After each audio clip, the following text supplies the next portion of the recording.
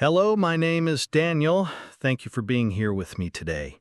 If you enjoy real, heartbreaking, cheating stories from Reddit, don't forget to subscribe to the channel. It really means a lot to me. This is one of those stories that weighs heavy on your heart. The kind that leaves you sitting in silence long after the last word, wondering how someone finds the strength to carry on. It's about a woman named Claire, 38, from a quiet town just outside Asheville, North Carolina. She thought she had found peace in her marriage, a second chance at building a family. But all of that was ripped away in the most gut-wrenching way. Claire had been married to Marcus, 44, for 4 years. When they met, he was already a father of 2. His daughter Paige was 10 at the time, and his son Zachary was just 6. Claire had no children of her own, but threw herself wholeheartedly into the role of stepmother. The kids had come from a household where love was present, but inconsistently expressed. Marcus traveled often for work, and his ex-wife, Jenna, while not malicious, was known for being impulsive and emotionally distant. Paige had always craved stability, and she and Claire bonded almost instantly. Claire became the parent who showed up to school meetings, drove them to practice, packed their lunches, and tucked them in at night. Both Marcus and Jenna seemed content letting Claire shoulder most of the responsibility. On paper, custody was supposed to be split evenly, but in practice, the children spent nearly every night in Claire's home, her childhood home, which she had inherited after her parents passed away. Claire had transformed that old house into a warm haven. Each child had a decorated room they loved, friends in the neighborhood, and a rhythm to their lives that felt steady. She never resented the work, not even when she was the only one making dentist appointments or dealing with report cards. She believed she was building something beautiful, a family. That illusion shattered 3 months ago. Claire had taken Zachary on an overnight school trip and came home the next afternoon, tired but happy. What she found instead was Paige sitting on the edge of the couch, pale, shaken, and on the verge of tears. With trembling hands and a voice full of hurt, Paige told Claire she had walked in on her parents, Marcus and Jenna, together in Claire's bedroom. Claire's world tilted. It was one thing to be betrayed. It was another to learn about it from the child you helped raise. Her mind raced through the months she had tried to get pregnant, the countless nights she and Marcus were physically close, the little signs she ignored because she trusted him. He had been with both women, back to back, under the same roof, in the bed where Claire dreamed of starting a family. The more Claire looked into it, the worse it became. It wasn't a one-time mistake. It had been going on for months, maybe longer. The lies, the duplicity, the absolute disrespect, it left her nauseous. She filed for divorce immediately and told Marcus to leave. To her surprise, he didn't fight her on the separation. He moved into a small apartment nearby, but clung to the hope that she'd change her mind. Claire didn't. Paige, furious with both her parents, chose to stay with Claire. Neither Marcus nor Jenna made any moves to take the children elsewhere. Their lives continued in Claire's house as if nothing had fallen apart. Claire wanted the kids to stay, especially Paige, but her home no longer felt like hers. Jenna began treating her like an employee, dropping off bags, giving instructions, acting as if she had every right to be there. She showed no remorse, no shame, just a smug sense of entitlement. Marcus would visit too, using the kids as an excuse, but often steering the conversation towards reconciliation. Claire felt like she was going insane. Her home, her sanctuary, had become a revolving door for the 2 people who betrayed her. She was expected to keep taking care of the children, keep pretending like everything was fine. Everyone around her urged her to do what's best for the kids, as if her pain didn't matter. She tried to hold on. She tried to prioritize the children. But each visit from Jenna felt like an invasion. Each word from Marcus felt like manipulation wrapped in desperation. The betrayal wasn't just physical. It was emotional, it was maternal, it was complete. And then came the moment that shattered her already fragile resolve. 3 weeks after filing for divorce, Claire returned home after working late. She had asked Paige to heat up a frozen lasagna she had prepared earlier in the week. When she walked in, she smelled food and heard laughter. At first, she smiled. Then she turned the corner into the dining room and saw Marcus and Jenna sitting at her table, her formal table, the one she only set for holidays, laughing with the kids as if they were a happy family. Jenna had taken out Claire's nice dishes, lit a candle, and arranged the meal Claire had cooked.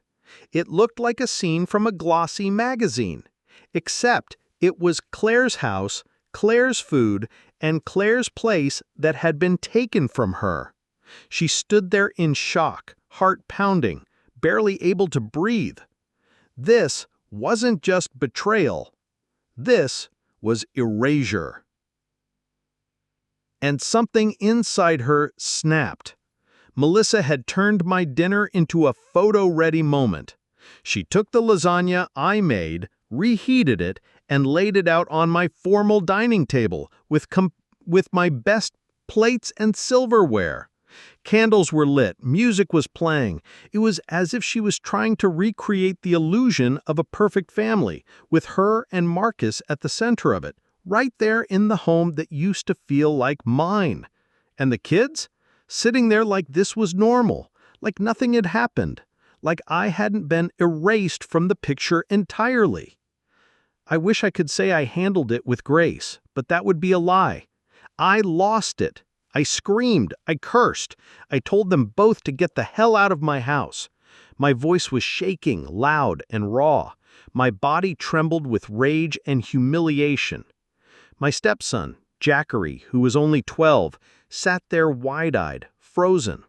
I had done everything to shield him from the ugly truth, to protect him from the weight of adult failure. And in 1 second, that was shattered. The shame of that moment stayed with me. I'd never exploded like that before. Not in front of the children, not in my own home. When they finally left, I felt stripped bare, like I had nothing left to give. The next day, I packed a bag and drove to my cousin's cabin in the Smoky Mountains. Paige came with me. She said she needed space too. We left Zachary with Marcus. Paige was quiet on the drive, her hand resting gently on mine for much of the way. She didn't try to justify anything. She didn't even talk much. Just sat there in solidarity. Later, she explained that she hadn't invited either of her parents. Melissa had shown up unannounced and taken it upon herself to play hostess, then invited Marcus over like it was some cozy little reunion. She didn't expect it to go that way. And honestly, I didn't either. But the truth is, I don't even recognize myself in that version of me, who screamed until her voice cracked. I'd been pushed so far beyond my limit that I didn't even know I had one. When we got back home, I messaged Melissa. I told her she wasn't welcome in my house anymore. If she came back without an invitation, I would treat it as trespassing. I didn't want more drama, I just needed peace. But she didn't listen. The next day, she showed up again. She stood on my porch with that sickeningly sweet tone, acting like we just needed to talk this out. I told her to leave. She smiled. That smile broke me. I called the police. They didn't arrest her, just politely asked her to go. She finally did, but not before giving me a look like I was the unreasonable one. Zachary was devastated. He didn't understand why I was being so mean to his mom. He loved her. Of course he did. She was his mother, and she knew how to play the part when it counted. The next day she came back again, this time even softer, more delicate, as if she were the victim. That's when it all fell apart. I yelled again. I couldn't help it. The pain and the rage boiled over. I shouted words I can't even remember. And then Zachary shoved me. He screamed at me to shut up. I stumbled and fell against the wall, the breath knocked out of me. I froze. He locked himself in his room and called Marcus, begging him to come get him. But Marcus was out of town. Melissa didn't answer his calls. Zachary is a good boy, a sweet, kind-hearted boy. That moment broke something in both of us. I understood why he did it. He was scared, confused, desperate to defend the parent he felt slipping away. But I never thought he'd turn on me. The rest of the week was unbearable. He didn't speak to me. When Marcus returned, he came to get him, and Zachary didn't look back. A few days later, Marcus asked if I could take Zachary back, but he didn't want to come. I told Marcus I wouldn't force him. That's when Marcus lashed out. He called me cold, selfish. He said I should be trying harder. And then he said the thing I'll never forget, that he was relieved I never got pregnant, because I would have made a terrible mother. That broke me in a different way. I've tried to take comfort in small things. Marcus and Melissa are out of my house. That's something. Paige is still with me, and she's determined to stay until she leaves for college. That gives me something to hold on to. But Zachary is gone. He doesn't want me anymore. And no matter how much I want to fix things, a part of me is terrified that letting him back in would also bring Marcus and Melissa back into my life. I don't understand Melissa's game. She wanted Marcus. Fine. She got him. I walked away. She didn't want the kids. Fine. I took care of them. But then she kept crossing lines with that same hollow smile as if I was supposed to be okay with it. Now, neither of them wants to be the day-to-day parent, and the one person who was willing to show up, me, is the one Zachary won't choose. And I don't think I've ever felt this crushed. People have been messaging me, gently or not so gently, telling me I should let Paige go. That it's not emotionally healthy for either of us, that keeping her in my home with all the wreckage of her parents' choices still lingering in the walls is holding both of us back. Maybe that's true on paper, but in my heart, I know I'm not ready to let her go. I met Marcus 3 years after I lost both of my parents. My father passed away from cancer in early spring, and my mother followed him less than 8 months later. The grief crushed me. I sank into a deep depression, and during that time I lost nearly everything. My boyfriend walked away, my closest friends drifted off, unsure how to support me. For a long while it was just me rattling around in an old house full of silence. Then Marcus came into my life, and with him came Paige and Zachary. At the time, Paige was just 10.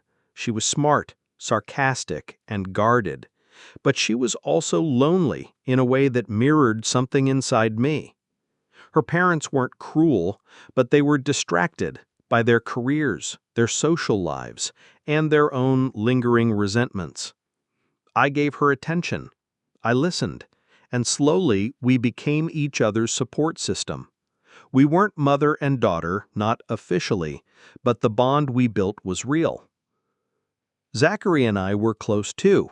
He's a sweet kid, loved his mom a lot, and I respected that.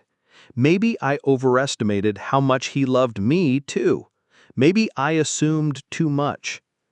Paige's resentment towards her parents ran deep. They barely acknowledged her interests. She was passionate about gymnastics, a sport I happen to know quite a bit about thanks to my own childhood training. I started helping her practice, going to her events, cheering her on from the sidelines. I was the one who braided her hair before meets and reminded her to drink enough water. I became the one who showed up. Now, she's incredible. She trains with fierce discipline. She's winning awards. If things stay on track, she might earn a scholarship and get into the college she's dreaming of.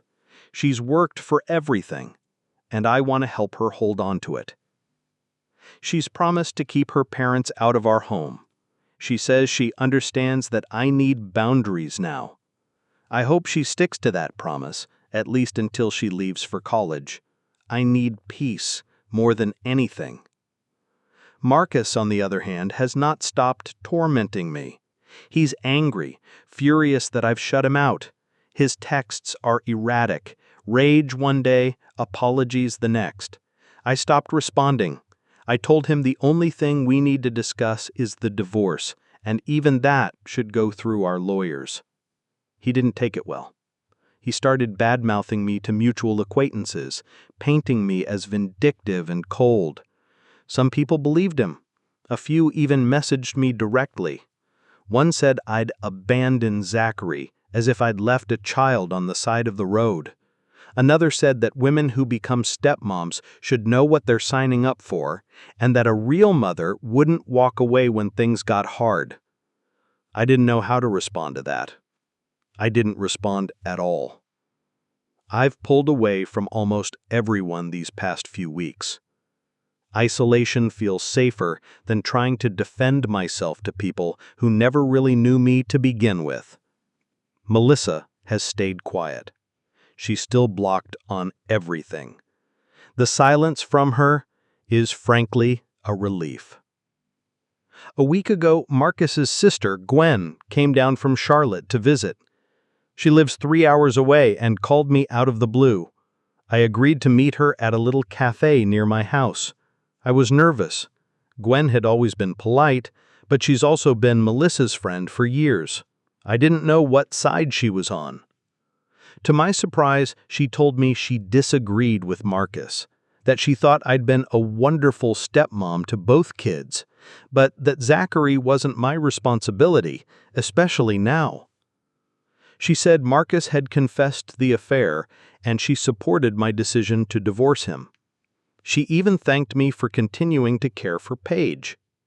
It meant something, hearing that from someone in his family. But then Gwen shifted. She said, carefully, that she wasn't surprised by the affair.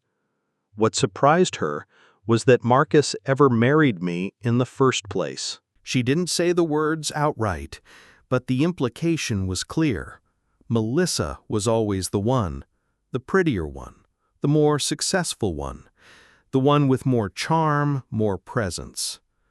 I was the placeholder, the woman who took care of everything while they found their way back to each other. I smiled and nodded and thanked her for her time, but inside I felt gutted. I think I finally understand what people mean when they say you can't go back to who you were before the betrayal. I wasn't smart enough to see it coming. I wasn't cynical enough to question the happiness I felt in building a family. That's on me. But one good thing came from that meeting. Marcus hasn't contacted me since. Maybe Gwen said something to him. Maybe he's finally given up. I haven't heard from Zachary either. Paige says he's doing okay and waiting for summer break. That's all I know. I miss him, but I don't even know if I have the right to.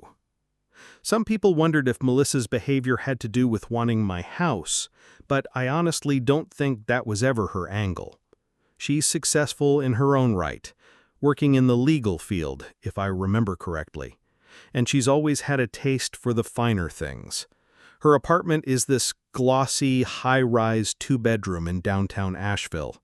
Expensive, stylish, and cold. My house, in contrast, is quiet, worn in, a little drafty during winter, but it's home.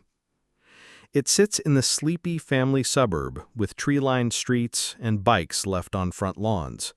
Not flashy, just steady. I think that's exactly why it meant something to the kids. And now, more than ever, I need it to be a refuge, the one piece of my life that hasn't been torn apart. Work has been hard lately, and I'm barely holding on to my job. I'm so drained that even focusing on emails feels like climbing a mountain. If I lose this too, I don't know what I'll do. It's the last thing giving me structure, keeping me out of the spiral. 2 weeks after the last post, we finally had a court date. I had hoped the divorce would wrap up quickly, since Marcus and I never had biological children together, and I wasn't asking for anything but what I came into the marriage with: my house, my car, my own name back. I never brought up custody for Paige or Zachary, and neither did he. But Marcus, he's still clinging to this fantasy that I'll change my mind. He told the judge he didn't want the divorce. Can you believe that? After everything he did? The judge ordered us to try mediation, which means more waiting, more energy spent reliving pain. At least it's over Zoom, thank God for that. I don't think I could sit across from him in person and pretend to be civil. At home, things with Paige are calm. She's focused on school, practice, college applications. Melissa has gone quiet. Zachary hasn't reached out. The silence is thick, but it's still better than the chaos from before. Then, a month and a week later, it finally happened. The divorce was finalized. The judge signed the papers. It was over. I cried. Not happy tears, just a slow, painful release of everything I'd been carrying. I had been bracing for Marcus to cause a scene during mediation, but he surprised me by staying relatively composed. The first session was awful. He kept pushing for marriage counseling, saying we owed it to the kids. The mediator, a sharp, no-nonsense woman, shut him down firmly and kept things on track. Over a few more emails and virtual sessions, he finally relented and agreed to sign. I showed up to the last meeting holding my breath, expecting resistance. But he didn't fight. He signed every page. Then came the shock. He offered me our entire joint savings account. It wasn't a fortune, but it was a solid 5-figure emergency fund we'd built together. I had only asked for my share, knowing he'd contributed more. But he handed it all over without argument. I still don't fully understand why. Maybe guilt, maybe one final gesture to ease his conscience. I don't know. It helped more than I can say. With lawyer fees and the changes in our living situation, money had become tight. That check meant I could breathe a little, pay bills without panic, and finally replace my worn-out laptop for work. Emotionally, it gave me something else too, just a tiny, flickering sense of validation, a quiet acknowledgement that I wasn't crazy, that I didn't deserve to be treated like I was disposable. 3.5 months after my world fell apart. I should feel free, but honestly, I'm miserable. This part isn't easy to admit. Out in the world, I'm putting on a good face, laughing at friends' jokes, saying yes to brunch, pretending to be okay. But at home, I sit on the couch and stare into the quiet. I keep waiting for the sense of peace everyone promised would come with closure, but instead there's just this aching sadness. Paige recently had a rough week and needed to vent. She broke down in my kitchen, crying about her parents, mostly about Melissa. The betrayal cut her deeper than she lets on. She hasn't seen Melissa in person in over 2 months, just the occasional video call, short and hollow. Melissa jumped into a new relationship right after the dust settled and seems blissfully happy, living her shiny, detached life. Marcus is juggling everything alone now. I guess all that co-parenting he and Melissa bragged about was just me in the background, making things work. They barely speak now, and the tension between them is ugly. You'd think I'd take satisfaction in watching them unravel, but all I feel is anger. Because this is what's left. The family I tried so hard to build is gone. The laughter, the schedules, the cozy dinners, the bedtime stories, they all belong to a life that didn't actually exist the way I thought it did. And for what? I miss it. I miss it all. Even the messy parts. Even the little annoyances. Because I was happy. I was purposeful. I mattered. Now I just feel lost. I've tried dating.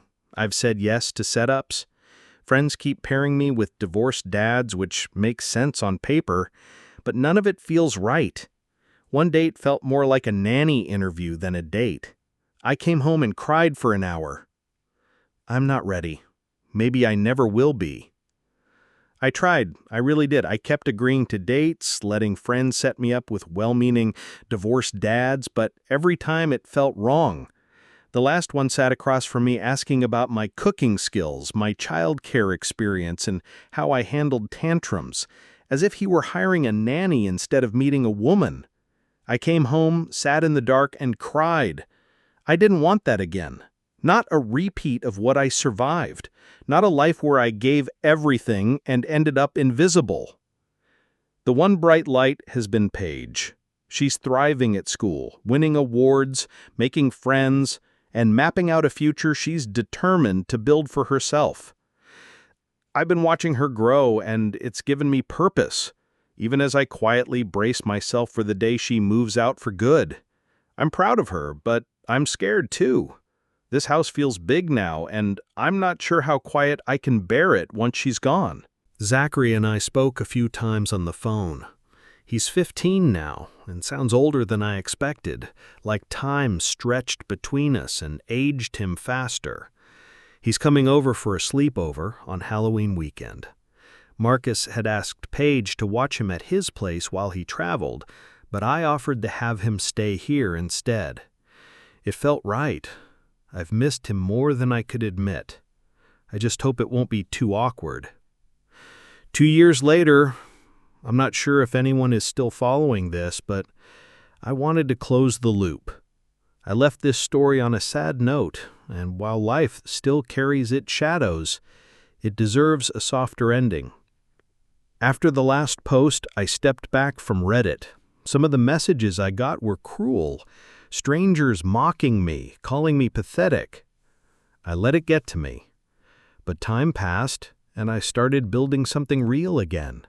I stopped dating, deleted the apps, threw myself into work, made a few good friends, picked up hiking. I focused on living, not fixing. And then, on a trail just outside Boone, I met someone. His name doesn't matter here. What matters is how he makes me feel. Seen, safe, and steady.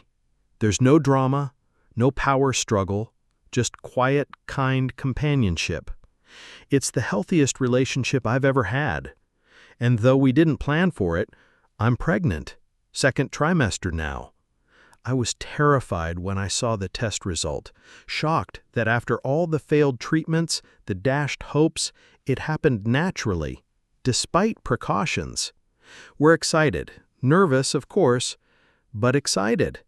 His parents already call Paige their granddaughter. They ask for updates, send little gifts. They cried when we told them about the baby. Claire is still my sunshine. She tells people I'm her adopted mom, and I don't correct her. I don't need the word step. What we have doesn't require qualifiers. Zachary is more complicated. He's made it clear that he doesn't want me to play a parental role in his life, and I've tried to respect that. We talk occasionally, exchange jokes, share memes, meet for dinner every now and then when Paige is around. He's in therapy now, working through things I'll never fully understand. I stay on the sidelines, but I'm not letting go entirely. I still live in the same house. The rooms are quieter now, but they're full of memories. Some painful, yes, but others warm. It's taken me years, but I've finally accepted that both can coexist. This isn't the life I thought I'd have. It's not the one I built with Marcus, or the one I dreamed of when I first fell in love with being a stepmom. But it's mine. And somehow, that's enough. Claire's story mirrors the silent heartbreak so many people carry, the kind where the damage is deep but not always visible. If you're in a relationship where your boundaries are ignored, where your pain is dismissed, or where your efforts are taken for granted, know this: leaving isn't weakness, it's strength. One of the most important things you can do for yourself is to recognize when love has turned into obligation, when doing it for the kids becomes an excuse for tolerating disrespect. It's okay to draw a line. You're not failing them by protecting yourself. You're modeling self-respect and emotional honesty. If you've experienced betrayal or abandonment, take time to grieve, and don't rush to fill the void. Therapy helps. So does rebuilding slowly through new hobbies, new friendships, and safe spaces where you are heard. Forgiveness may come. Closure might not. But peace is possible. And above all, you're allowed to be happy again, even if it looks nothing like the life you lost. Especially then.